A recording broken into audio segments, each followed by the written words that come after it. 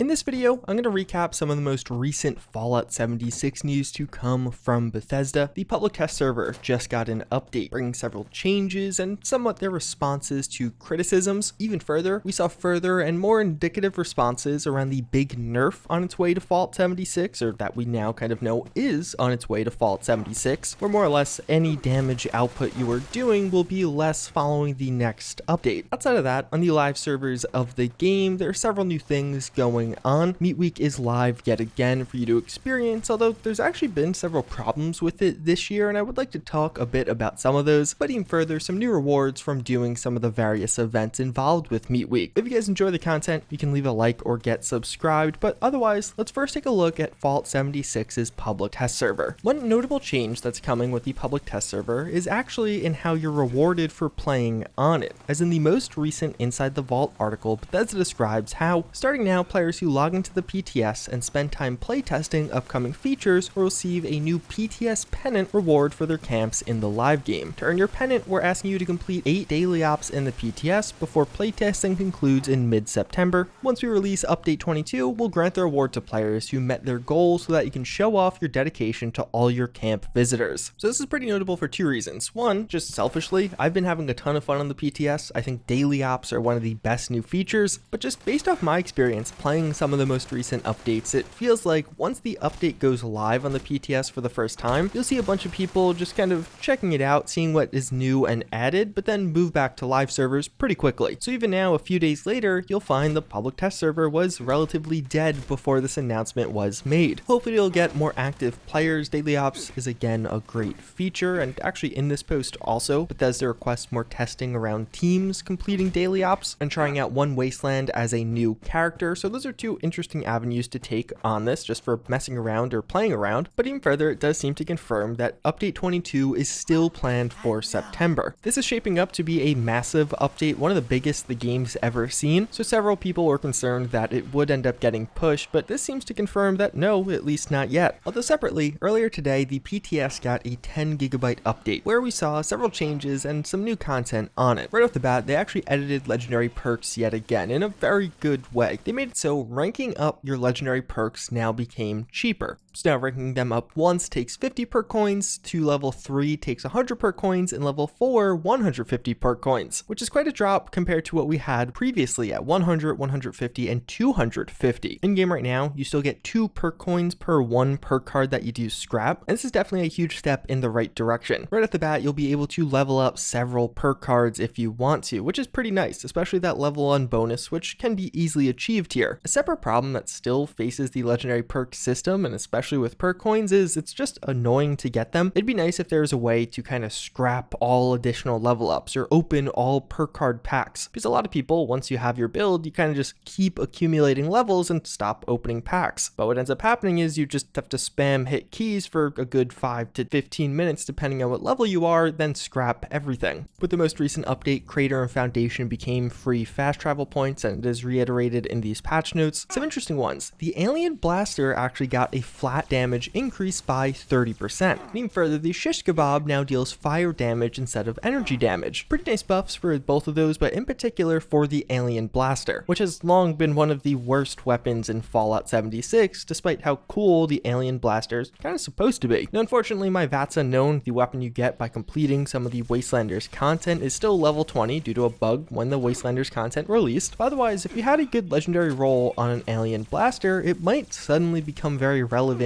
with the new patch 22 update for Fallout 76. It's not totally clear if it's enough to make it a good option, but it's definitely better. But then, separate from that, we do have some of the balance overhauls and changes coming to Fallout 76. One wasteland got an update and really a fix, so now if you go into the forest region or some of the surrounding regions also, you'll find enemies hard capped at level 50. Previously it was capped at level 25, which were too weak. 50 makes it so you could actually clear through the forest and find relevant loot. Find weapons that actually spawn spawn at an appropriate or max level. Unarmed weapons had an issue with them where they're dealing too little damage, but otherwise that was really all we saw around this. But what we do have is a pretty big post around this big nerf, and if you haven't followed it too closely, basically right now in the public test server, we do have one wasteland. This affects enemies' levels, but not really our damage output. Separate from that, Bethesda is also making a change in how damage modifiers are calculated. Previously they were multiplicative, now they're additive, and without going too in depth on it, what you see is a huge nerf or damage reduction to many weapons. And you can see this pretty clearly just by comparing something on the live servers versus the PTS right now. Sometimes it's less than half the amount of damage it's doing on live servers, a pretty massive nerf. In particular, this is bad for bloodied builds or when fighting bosses because you feel that DPS decrease. So Bethesda posted a response around this, describing how the damage bonus calculation changes are not intended to make the game seem harder. Previously, the way damage scaled with all the buffs you could accumulate through perks, legendary effects, food, etc. was pretty unwieldy to work with from a development perspective. The changes that are in the PTS right now greatly simplify how those bonuses affect your damage.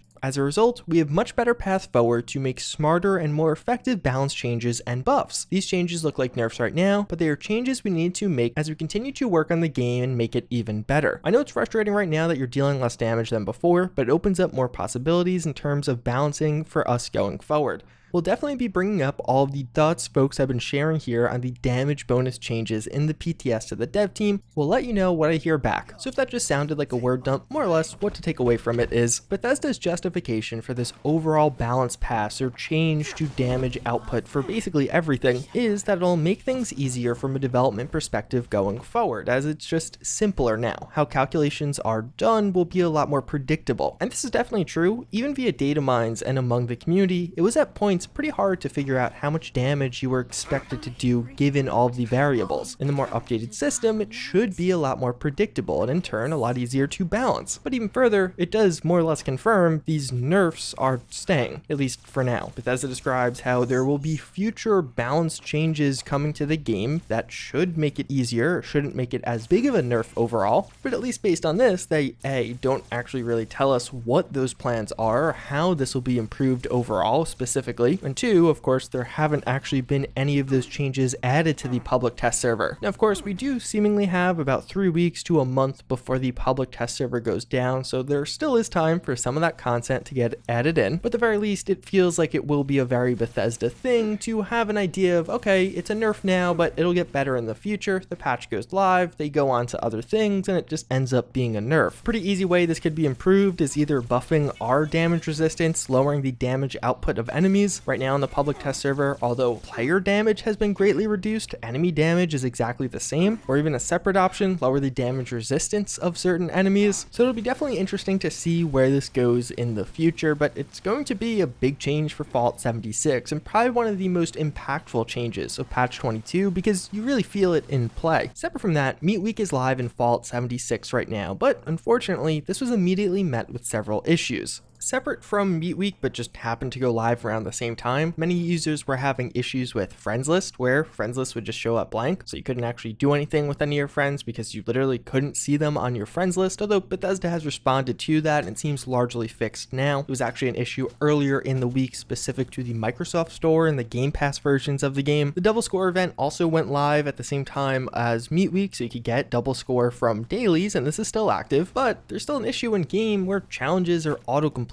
so people are missing out on score as they just literally can't do the challenge they log in to find it done. More specific to Meat Week, the Primal Cuts event is kind of the precursor to Meat Week. It spawns every 15 minutes or so, and via this you actually get some prime meat which you could use during the Meat Week event itself. Except Primal Cuts seems to have been plagued with problems this time around. Right off the bat, both Meat Week and Primal Cuts seem to have issues as far as the starting time. It's starting late or just not as predictably as last year on the hour and then every 15 minutes or so. But even a bit worse with Primal Cuts, there's definitely been some issues in that you just can't complete the event. I've had an issue where an enemy was just underground and I couldn't get to the enemy, so in the end we ended up failing the event because we ran out of time because we couldn't get to that enemy for several minutes. Separately, there's some users who are having issues with the final segment where a big boss enemy will spawn, they kill everybody else, but no boss ever spawns and they just end up failing. Or even a relatively minor one, the event just isn't alerting when it goes live. It's supposed to have a little on-screen pop-up, or sometimes an on-screen pop-up will be there, but a lot of the times there isn't one for one reason or another. Fortunately though, the overall event is still quite a bit of fun, especially if you never played it last year. More or less the way this works is, primal cuts will spawn in several locations prior to Meat Week. It'll just be waves of enemies that you have to take down, a relatively simple process, but this is pretty consistently giving 2 treasury notes, making it quite powerful and quite an easy way to get treasury notes, and oftentimes you could also find a legendary with that legendary enemy. Switching over to Meat Week itself, it is going to spawn hypothetically on the hour every hour, and here collectively you have to throw on a good cookout for Graham. This little meter in the corner will determine what tier of rewards you get, so the farther across the meter you push it, the better the reward tier, but if you let the meter go down, it will just gradually go down over time. If you're not actively doing things, then you will fail the event. As far as what you could do to actually progress things, you could actually play the music on the barrels, turn the spits on the left. Otherwise, there's going to be big green plants you can collect and deposit, or you can kill critters and deposit their guts. Just running around, you could also clean up Charlie's poop, put out certain fires, add wood to the stationary fire. There's going to be little messes you can clean up, and if you crafted it in the past, you could add Charlie's feed to her trough. And if you do all of that, or at least have a couple people doing all of that, you will successfully complete Meat Week. And in my experience, if you just have a few people coordinated that know what they're doing, you can pretty easily complete this. And there's some unique rewards you can get from this year's Meat Week. A Meat Week souvenir beer stein, so you can throw that on the beer stein display case that you could also earn from this if you haven't learned the plan from Fosnot. Nearly all of the past year's awards are making a return, so some of the limited time cosmetics from that, but also some new ones with the Charlie the Moo Moo outfit and mask, a plan for a Brahmin grill, a plan for the Charlie the Moo Moo backpack, which is actually really just a wooden barrel, but also a pretty big one. You could get a rare plan for the tenderizer. The last point is actually pretty unique in that there's never a way to earn the tenderizer plan previously. You could get the tenderizer from last year's Meat Week, but not the plan. That's notable because now that you could earn the plan, you can get legendary drops of the tenderizer, which can be pretty good if you are somehow a two-handed melee weapon build. Pretty rare, but hey, it is much cooler looking, but otherwise fairly comparable to the Super Sledge. But something rather odd they did with this particular event and its rewards, similar to Fosnot, basically the way this is handled is you have some free rewards, but then you could also buy some paid alternatives. You have a rusty grill in game, but separately you could buy a blue grill off the Atomic Shop. But with the Charlie outfit and headwear, it's a bit odder in that the free version is nigh identical to the paid one. It's just the paid one's clean and the free one's dirty. You can see pretty clearly here on the headwear, if you compare them side by side, the paid one is just a cleaner version that has less dirt marks on it. I wouldn't say it's really a huge controversy or issue. It's just kind of odd that this is the approach they took with the Charlie outfit as far as monetization goes. So overall, for me at least, even despite some of the issues, Meat Week is still a ton of fun. These community events in Fallout 76 tend to show the best of the community, especially when you actually have active participants. One final thing, as far as the hotfix for Fallout 76 that recently went live this week for PC only, adding a colossal problem and a few other miscellaneous things, it was described how this is actually being pushed until next week for consoles. They didn't give an exact date, just earlier in the week. The hotfix itself was found to have a few bugs or issues with it, so perhaps they're just taking additional time to iron those out before shipping it on consoles. Or even maybe they're trying to include a fix for an ounce of prevention. This is one of the key quests you need to complete Wastelanders. It's part of the Fallout 76 vanilla main story, and it's now going to be almost 3 weeks since it actually was broken in an update, and we still have yet to see a fix for it. As always, again, I thank you all for watching. Hopefully you enjoyed this one, but until next time, I hope to see you all later.